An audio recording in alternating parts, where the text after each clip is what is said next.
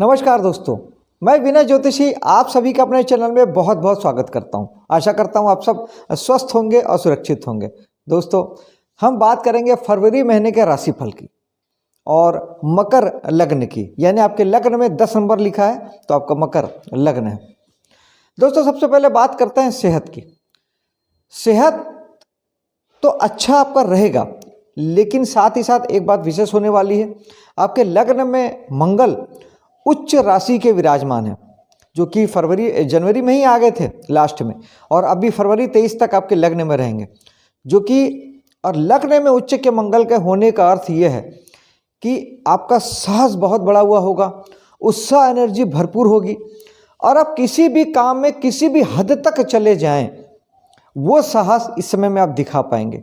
उच्च के मंगल होने का अर्थ है कि 1.5 से 2 साल में अपने मंगल अपनी उच्च राशि में आए हैं, और उच्च के मंगल किसी भी लेवल पे जा सकते हैं अपनी सफलता के लिए, या अपनी इच्छा की पूर्ति के लिए, या अपने कार्य को अंजाम देने के लिए। आप किसी भी लेवल का साहस दिखा सकते हैं, अंतिम परिणाम तक जा सकते हैं। ये मंगल इस समय में करेंगे। लेकिन दोस्तों, इसका एक पॉजिटिव पक्ष भी है। अगर ये सारी ऊर्जा, सारी एनर्जी, आपका सारा साहस, उत्साह अगर पॉजिटिव दिशा में लग रहा है, अपने आप को बढ़ाने के लिए लग रहा है, तब तो बहुत अच्छी बात है। लेकिन अगर ये निगेटिव चीज़ों में लग रहा है, लड़ने झगड़ने में लग रहा है, क्योंकि मंगल लड़ाई झगड़े के नैसर्गिक कारक हैं, मंगल कराए दंगल, ऐसा कहावत भी है, तो उस स्थिति में ये आपके लिए नेगेटिव हो जाएगा। तो अगर आपके मन में लड़ने झगड़ने की प्रेरणा आ रही है, आप ज़्यादा क्रोध में आ रहे हैं, ज़्यादा गुस्से में आ रहे हैं, क्योंकि मंगल गुस्से के कारक होते हैं, तो फिर आपको हनुमान जी की साधना जरूर करनी चाहिए। हनुमान जी के शरण में जाना ही चाहिए आपको। बजरंग बाण, सुंदरकांड का पाठ या हनुमान चालीसा का पाठ करने से आपको मन काफ़ी शांत होगा और आपको अच्छा महसूस होगा। मेडिटेशन भी आप कर सकते हैं। सूर्य भी आपके लग्न में विराजमान है, यानी निश्चित तौर पे 13 तारीख तक ही सूर्य होंगे, लेकिन फिर भी सूर्य आपको जहाँ एक और सूर्य मान सम्मान के कारक हैं, वहीं पे सूर्य आपके अष्टमेश भी हैं। तो ये भी हो सकता है कि नकारात्मक एरिया से आपका नेम फेम हो, यानी निगेटिव रूप से आपका नाम फैले। तो इसीलिए अब तो ये बहुत ज़रूरी हो जाता है कि मंगल को आप जरूर से साधें। अब भगवान सूर्य को जल दें, घर में पिताजी को या पिता तुल्य व्यक्तियों को आप आशीर्वाद लें, ये बहुत ज़रूरी हो जाता है।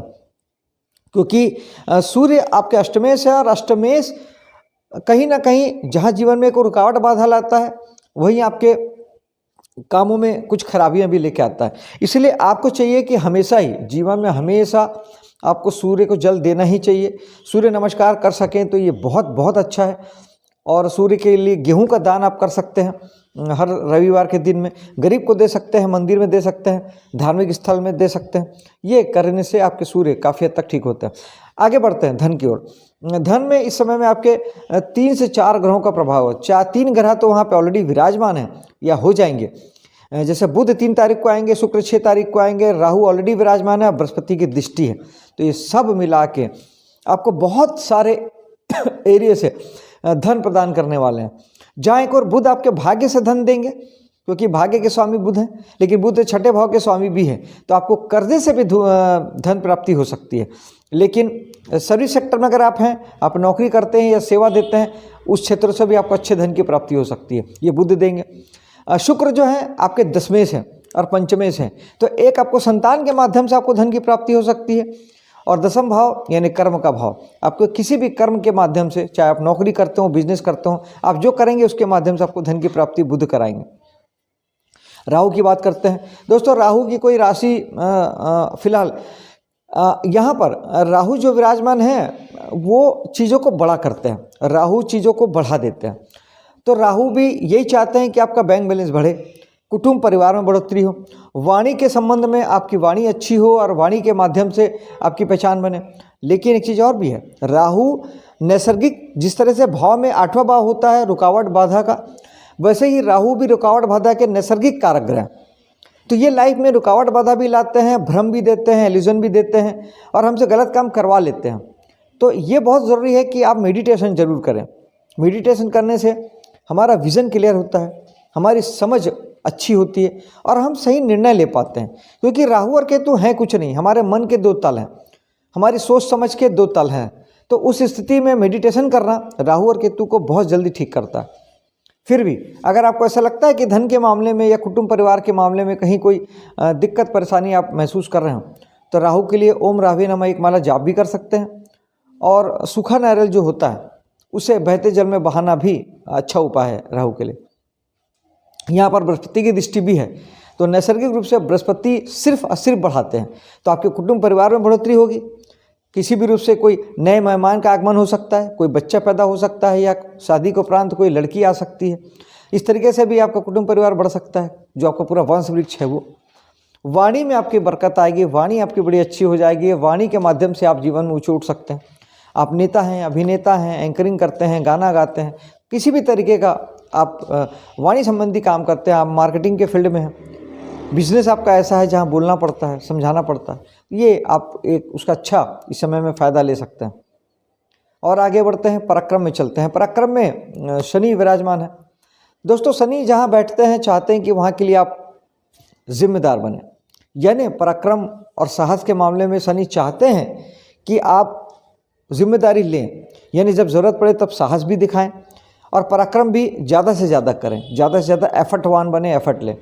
क्योंकि यह शनि के जब हम किसी भी ग्रह के जब हम जो डोमेन से हटते हैं उसके उल्टे जाते हैं, तब वो ग्रह हमको तकलीफ देता है।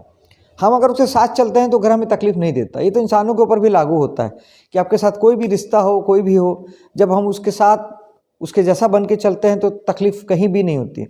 जब हम उसके खिलाफ जाते हैं तो फिर चाहे वो हमारे पिता हो, माँ हो, बच्चे हों, जीवन साथी हो, सब हमारे खिलाफ हो जाते हैं, सबसे हमारे झगड़े हो जाते हैं और वो हमको फिर तकलीफ भी देते हैं। बस यही बात ग्रहों के साथ भी है, कुछ भी विशेष नहीं है। ग्रह बड़े रूप में है, चाहते हैं कि शनि के दुख से बचें, शनि के प्रॉब्लम से बचें, तो अपना हार्ड वर्क जारी रखिए, मेहनत कीजिए, पराक्रम कीजिए। जो भी जिम्मेदारी लाइफ में आती है, सामने से जो भी जिम्मेदारी आती है, किसी को भी बाईपास मत करिए, किसी को हटाइए मत, किसी को रोकिए मत, सब जिम्मेदारियों को एक्सेप्ट करिए और उसको पूरा कीजिए।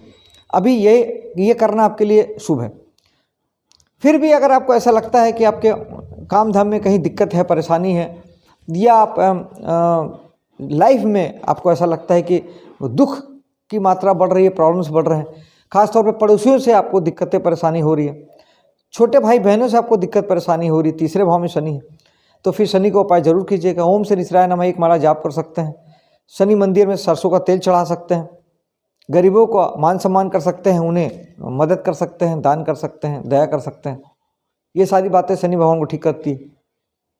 चौथे भाव में चलते हैं जहाँ मंगल की राशि भी, मंगल की दृष्टि भी है। मंगल की दृष्टि भी और मंगल की राशि भी आपके साहस और पराक्रम को बढ़ाती है, एंगरनेस को भी बढ़ाती है। चौथा भाव हमारे घर के सुख शांति का है, जो माँ का भी है, तो माँ के भी अभी व्यवहार में थोड़ा क्रोध शामिल हो सकता है, ज़्यादा उत्साह, एनर्जी शामिल हो सकता है। आपके घर गृहस्थी के माहौल में थोड़ा आप ध्यान रखिएगा, क्योंकि चौथा भाव हमारे घर का होता है, घर का सुख शांति का होता है, तो आप मंगल के कारण दंगल ना हो, इस बात का ध्यान रखिएगा, संयम साधिएगा, ज़्यादा से ज़्यादा एक्सरसाइज कीजिए, दौड़िए, भागिए, शरीर पे काम कीजिए, अपने बॉडी पे काम कीजिए, तो मंगल की ऊर्जा काफ़ी हद तक अलाइन हो जाती है दोस्तों। क्योंकि मंगल हमारा शरीर भी है, कि जितना आप शरीर पे काम करेंगे, शरीर तो अच्छा रहेगा ही रहेगा, मंगल भी अच्छे रहेंगे। बाकी हनुमान साधना तो है ही है। और आगे चलते हैं, पंचम की ओर चलते हैं, जहाँ पे शनि की दृष्टि है। शनि की जहाँ दृष्टि होती है वहाँ के प्रति भी हमें जिम्मेदार बनना होता है। पंचम भाव यानी संतान के प्रति जिम्मेदारी लीजिए, प्रेम प्रसंग चल रहा है तो अपने प्रेमी के प्रति जिम्मेदारी लीजिए। एजुकेशन, पंचम भाव हमारा लिखना पढ़ना भी है, पढ़ाई के प्रति अपने जो लोग स्टूडेंट हैं, जो पढ़ रहे हैं, किसी भी रूप से आप पढ़ाई कर रहे हैं, उसके प्रति आप जिम्मेदारी लीजिए। जो किसी प्रकार के उपचार का काम करते हैं, हीलिंग का काम करते हैं, वो चाहे कोई भी टेक्निक, कोई भी विधि हो, एलोपैथी हो, होम्योपैथी हो, आयुर्वेदिक हो, चक्रा हीलिंग हो, किसी भी प्रकार की हीलिंग विधा से आप जुड़े हैं, लोगों को हील करते हैं, उपचार करते हैं, तो फिर आप यहाँ के प्रति जिम्मेदार बनिए। ये सारी बातें आपको जिम्मेदार बनाती है शनि की दृष्टि, तो सब कुछ ठीक चलता है। आठवें भाव में चलते हैं जहाँ गुरु विराजमान है। जहाँ एक और ये ऋण रोग शत्रु का भाव है, तो निश्चित तौर पे गुरु आपको समझ देंगे, विजडम देंगे, और आप बेहतर ढंग से सोच समझ के अपनी चीज़ों को अमल में ला पाएंगे। लेकिन ये सर्विस सेक्टर का भाव भी है, या तो आप नौकरी करते हैं या सेवाएं देते हैं, सामान बेचते नहीं, अपनी सेवा बेचते हैं।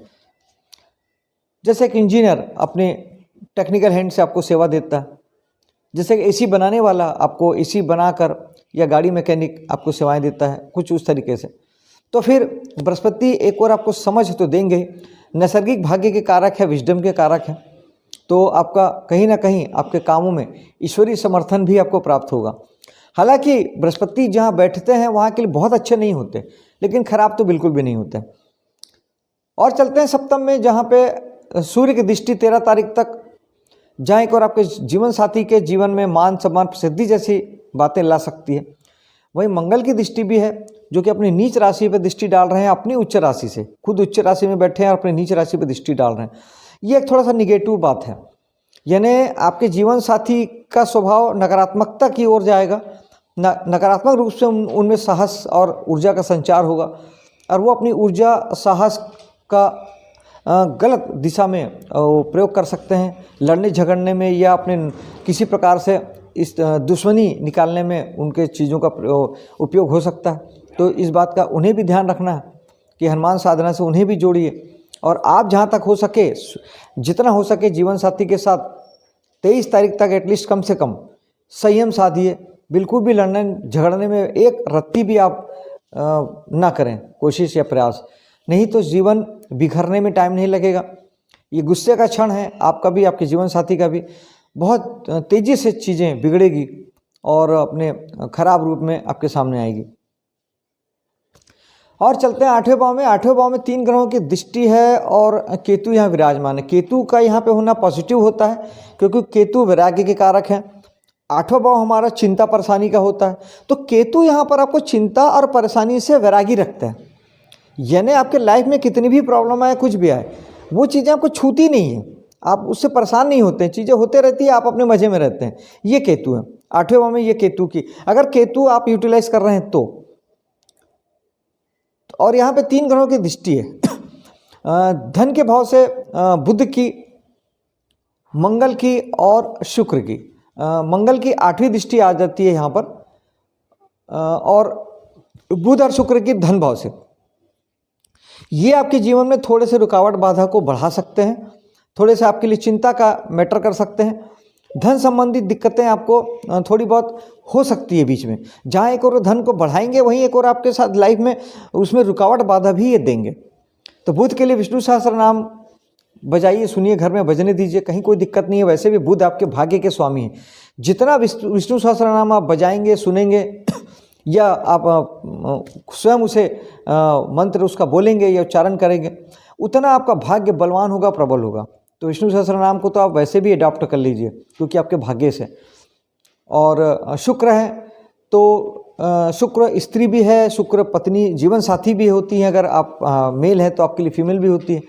तो निश्चित तौर पे आपको थोड़ा सा इस समय में उनसे संयम साधना बहुत ज़रूरी है। स्त्री वर्ग से आप जितना संयमित रहेंगे, जितना बचेंगे, जितना दुश्मनी कम भांजेंगे, उतना ज़्यादा अच्छा है। वरना आपके जीवन में इस समय में कोई स्त्री रूप ही रुकावट बाधा परेशानी की वजह बन सकती है। भाग्य की ओर चलते हैं, जो शनि की दृष्टि है, वो अगेन शनि चाहते हैं कि धर्म कर्म के कामों से अगर आप जुड़े हैं, मंदिर से जुड़े हैं, किसी समितियों से जुड़े हैं, धर्म कर्म के और कामों से जुड़े हैं, आप उपदेश देते हैं, या आप मंदिर आदि संचालित करते हैं, किसी भी रूप से जब धर्म के कामों से आप जुड़े हैं, तो वहाँ आपको चाहिए कि आप उसे हार्ड वर्क करें, अपनी जिम्मेदारी लें, बचे ना। पिता के प्रति जिम्मेदारी लें, हायर एजुकेशन के प्रति आपकी जिम्मेदारी अगर है, बनती है, अगर आप हायर एजुकेशन ले रहे हैं तो उसके प्रति अपनी जिम्मेदारी लें, तो आपकी सब चीज़ें अच्छी चलने वाली। यानी यहाँ के प्रति आपको हार्ड वर्क करना है। 10वें भाव में चलते हैं, जब बृहस्पति की दृष्टि है, बहुत शुभ है। बृहस्पति जहाँ देखते हैं वहाँ चीज़ों को बढ़ा देते हैं। 10वां भाव यानी आपका कर्म बढ़ेगा, मान सम्मान बढ़ेगा, प्रसिद्धि बढ़ेगी, और आपका अधिकारों में वृद्धि होगी। ये अच्छा समय है आपके कर्म क्षेत्र के लिए। 11वें भाव में चलते हैं, जहाँ के स्वामी मंगल अपनी उच्च राशि में लग्न में बैठे हैं, यानी निश्चित तौर पे आपके साहस और आपके पराक्रम के माध्यम से ही आपको लाभ की प्राप्तियां बढ़ने वाली है। दोस्त यार, समाज, सोसाइटी के लिए भी आप बहुत ज़्यादा साहस के साथ कुछ करते नज़र आएंगे, या अपने साहस और उत्साह के साथ में आप उनके लिए भी कुछ करना चाहेंगे, या आप उनसे जुड़ेंगे। बड़े भाई बहनों के लिए कुछ करेंगे। एनजीओ वगैरह अगर आप चलाते हैं तो इस समय में बहुत हार्ड वर्किंग आप होने वाले हैं, यानी बहुत ज़बरदस्त रूप से आप कुछ करने की आप सोचेंगे। 12वें भाव में चलते हैं। 12वें भाव में बृहस्पति की दृष्टि जहाँ एक और चीज़ों को बढ़ाएगी, क्योंकि बृहस्पति की दृष्टि चीज़ों को बढ़ाती है। यानी आपके अगर आप 12वें भाव के काम नहीं करते हैं तो उस स्थिति में आपके खर्च बढ़ेंगे, आपके नुकसान बढ़ सकते हैं, लॉस हो सकता है, आपको हॉस्पिटल आपको जाना पड़ सकता है, क्योंकि 12वां भाव हॉस्पिटलिटी भी है। लेकिन अगर आप वहाँ के काम करते हैं तो ये आपके लिए बहुत अच्छा है, क्योंकि आपके सारे कामों में आपको सफलता मिलेगी, प्रसिद्धि बढ़ेगी। विदेशों से जुड़ के अगर आप काम कर रहे हैं, हॉस्पिटल उद्योग से जुड़े हुए हैं, आप किसी प्रकार का इन्वेस्टमेंट का काम करते हैं, आप ज़्यादा से ज़्यादा ध्यान प्राणायाम योगा करते हैं, तो इन चीज़ों में आप बहुत अच्छी तरक्की पाने वाले हैं। ये सारी चीज़ें बहुत बढ़ने वाली है, ज़बरदस्त रूप से बढ़ने वाली है। और उपाय के तौर पे ये है कि अगर आप यहाँ के काम नहीं करते हैं और आपके खर्च बढ़ रहे हैं, नुकसान बढ़ रहा है, तो निश्चित तौर पे आपको चाहिए कि आप पैसों का ज़्यादा से ज़्यादा इन्वेस्टमेंट करें। धर्म कर्म के कामों से जुड़ें, धार्मिक हो, मंदिर जाएं, पूजा पाठ करें, मंत्र जाप वगैरह करें, बृहस्पति को ठीक करें। पानी में थोड़ा सा हल्दी डाल के नहाएं और एक चुटकी डालें बस। और इसी तरीके से आप ज़्यादा से ज़्यादा अपने आप को पॉजिटिविटी में रखें, मेडिटेशन करें। और हॉस्पिटल वाली अगर कोई बात है तो छोटी छोटी भी बीमारी हो तो जाके डॉक्टर को दिखा लें, चेक करा लें, उसे वेट ना करें कि उसे अब बढ़ने दें या बढ़ाने के, क्योंकि बृहस्पति उसे बढ़ा देंगे।